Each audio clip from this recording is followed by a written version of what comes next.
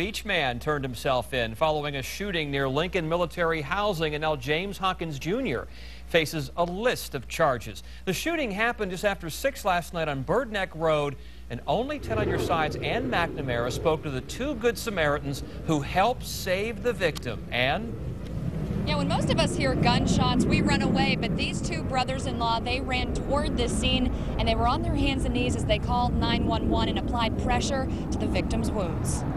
And his head was actually on the curb, and blood was running down from his arm onto the curb. Christopher Dockery and Joshua Morin ran from their porch to this spot when they heard gunshots. When we turned the corner, we saw the young black male just sitting like on his hands and knees. The 2 men counted 5 places where the victim had been shot. They say it was obvious someone fired at the front and the back of his body. They say 1 bullet traveled through the victim's back and out the other side. You could see that it was an exit wound, and every time he was gasping for air, blood would shoot out of it.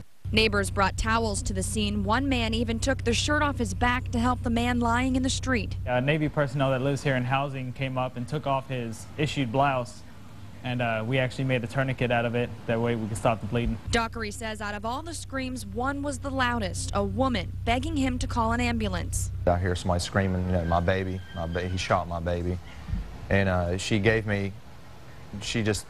handed me her phone and told me to talk 911. Police say the shooter knew the victim. They say the victim was walking on foot when 45-year-old James Hawkins Jr. and another man drove up in a pickup truck, and Hawkins began shooting.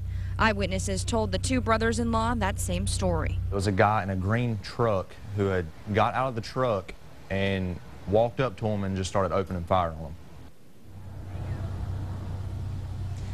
The victim is at Virginia Beach General. We're told he's in critical condition, though he is expected to survive. Now, as for how all of this happened, police say that the shooter, the victim, and a woman are involved in some sort of domestic situation.